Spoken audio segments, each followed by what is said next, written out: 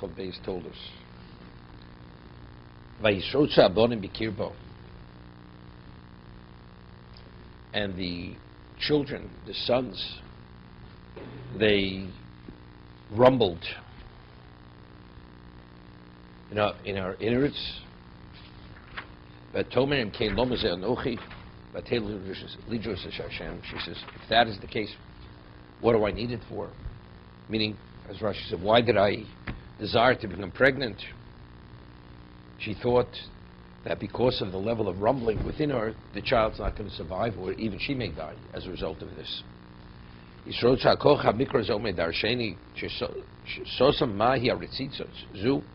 Torah is not sosam, keeps it concealed. What is this ritzitza? Kosam kein lomas anochi. Rabbi Sein dorshu loshon ritza. The word by Yisrotza means they ran. What is it? The expression of ritza, running. Shoiso veras al pischei Torah shel shem ve'ever.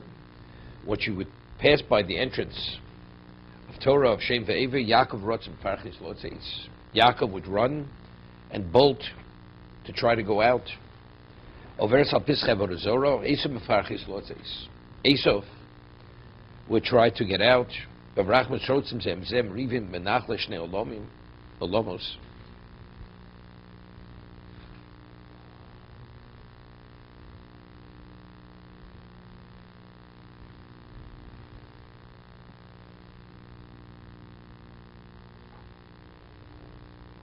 Yeah.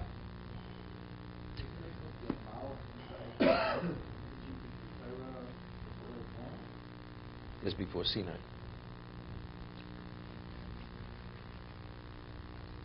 The difficulty is, the Gemara tells us in Sanhedrin that the Yetzer Hara only comes into the child only upon birth. Here Esav's already, he's being drawn to Avodah Zarah before he even leaves the womb. Right, so what's going on over here? So I think that we see from here that in terms of a person's nature being inclined, I'm not talking about evil inclination. A person's naturally inclined, like the Rambam says, people have different temperaments. People are more easily angered. People are more calm. People have a greater need for comfort. Other people have no interest in eating food, even at the most minimal level. That's just part of the physical makeup. That has nothing to do with the Yetzer Hara. That's just the constitution of the person. There's a certain... But that's not the Yetzer Hara. The Yetzer Hara now uses that to do the wrong thing.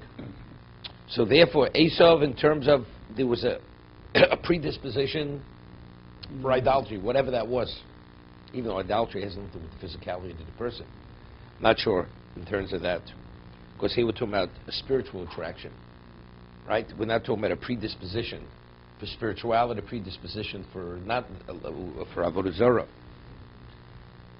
But Tomim Kain Godel Tsar Ha'ibor, she suffered tremendously from the pregnancy. What did I desire? And I prayed to conceive, to become pregnant, when I'm suffering to such a degree.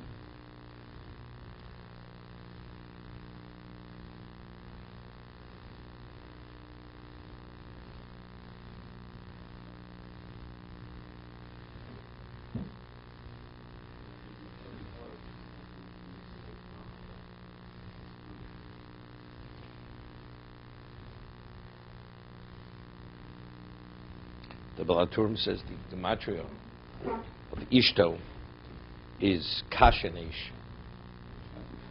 Kashanesh, that's the pasuk, Beis Yaakov is Eish and Beis Esav is Kash. Vatar Rivki Ishto, when she became pregnant, Ishto, she was Kashanesh. What contained within her was Esav and Yaakov. Howard, what do you want to say, Howard? Said yesterday that she's, remember you said where she's coming from. Her father was a Russian, her brother was a Russian, so that her DNA has that in. It could be that she's fighting, that it's part of her makeup. And now this is her own test. How does she deal with good and evil? She doesn't even know what's in her. But she's feeling this. She doesn't know what she's feeling. She doesn't know what she's feeling. She has no idea what's going on. This is before shame? This is before shame. This is pre-shame. She hasn't sought out reading on her pregnancy yet. She can go to the spiritual obstetrician yet. Okay? Besides good and bad, Vatei l'chlushas Hashem. What does it mean, Vatei l'chlushas Hashem?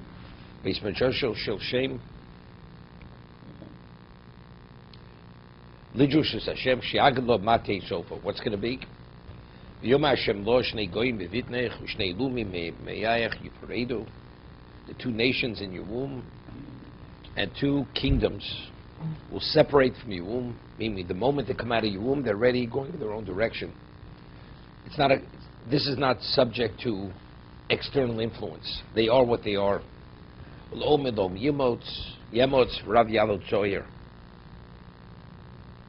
And one kingdom will become empowered over the other, and the greater will serve the younger. Rashi, V'yom Hashem lo ayidei sholiach l'Shem nemar. This was a nevuah, prophecy that was said to Shem.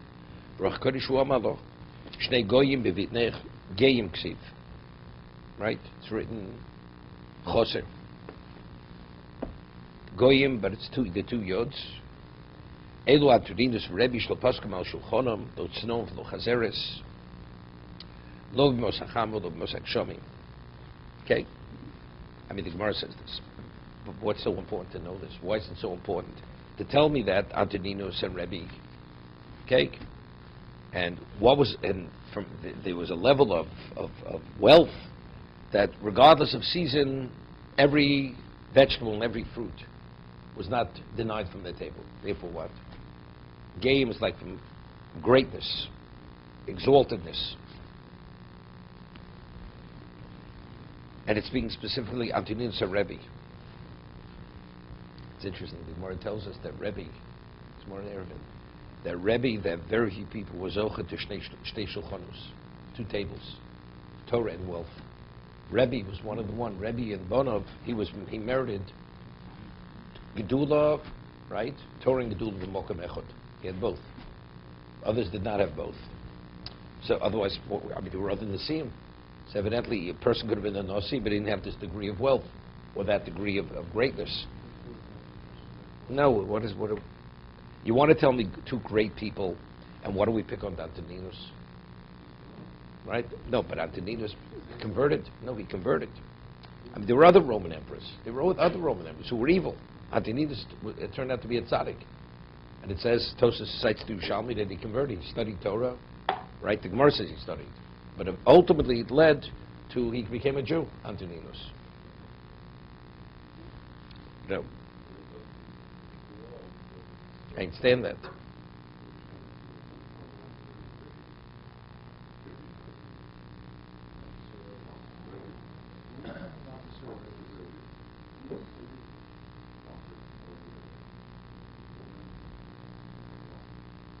ושני לאומים אין לו מלמלכוס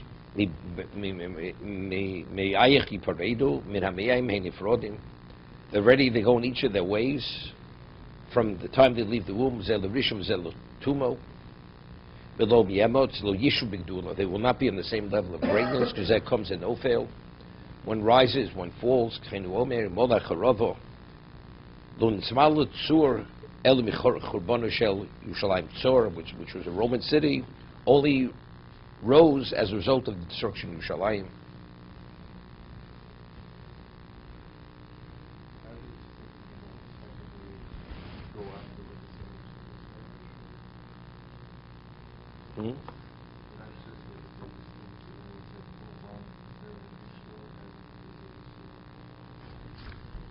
No, mireach. No. Mina meyayim him nifrodim. They're already going in a direction. Normally, we say the Yitzhara is able to influence a person from the time he leaves the womb. But you have to be influenced. This one already is going in that direction.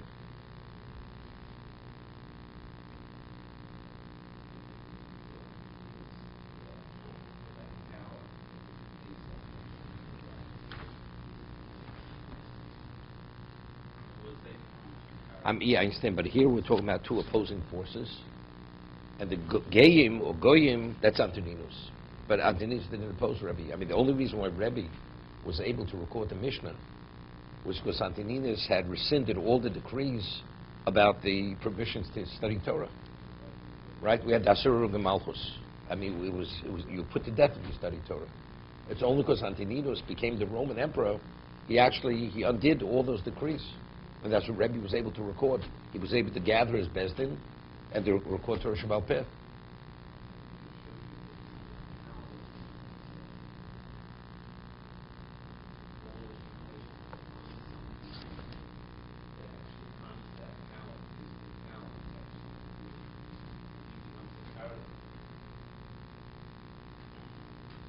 So it comes out, it's like a consolation. There's a consolation to Rivka. No, but I'm just saying, Shane is telling you this. So it's a consolation. As bad as it is, ultimately, it's going to come a time where they're going to be on the same page, the two of them. The concept that angel teaches Torah. Seemingly that's only post-Sinai. Pre-Sinai didn't exist. So you're saying already here, the leaders has choice. No, we walked in. You could say there's a predisposition in a person. It's unrelated to the Yitzhara. It's like within the physical makeup of a person, within the neshama, there's a predisposition. One, like I said, the Ram Hills Day says, there's a person who is a more physical person. That's just his makeup. Other person is so removed from physicality, he has to be compelled to eat, otherwise he wouldn't eat. That's how removed he is from physicality. It's unrelated to Yitzhara. That's just his predisposition regarding material, one versus the other. No, it definitely has to be explained.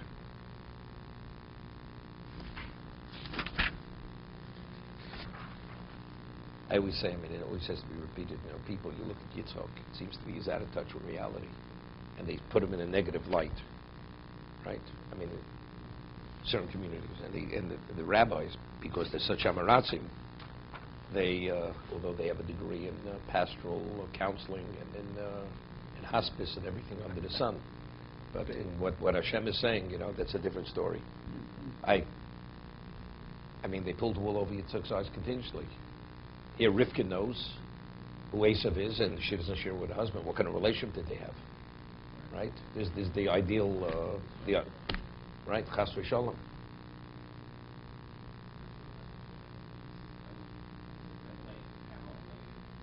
So what I always say, Avram was a Navi, Yitzchak was a Navi. Why is she going to consult with Shem? The answer is she did go to them. She went to Avram. Avram says, I don't know. Yitzchak says he doesn't know. Why? But they were Nevi'im, why didn't they know? What did Hashem communicate to them? The answer is because Hashem didn't want them to know. When she went to Shem and Shem did tell her, so evidently if it came through Shem, that means it's something she's not permitted to share. And unless you know what Esav is, you don't know who Esav is. Esav's, his expertise in deception and guile, it was impossible to know who he was. Unless it was the direct communication from Hashem. It's good because he was red, so he thought because he was a hemophiliac. That's the reason that the Gemara says. Right? That's the reason. Ultimately, his skin was red. You ever hear the Indians, the Americans? You ever see them? Same, maybe even redder. Ruddy. He had a ruddy complexion. His whole body was that way. Became an adult. So, okay. No, that's what I'm saying. So it's not that it has anything to do with the relationship, Rivka and Yitzchak. Nothing to do with that. Well, there wasn't permitted because there was a chayrim. There it says explicitly there was a chayrim. They made a chayrim. Okay, let's see the morale.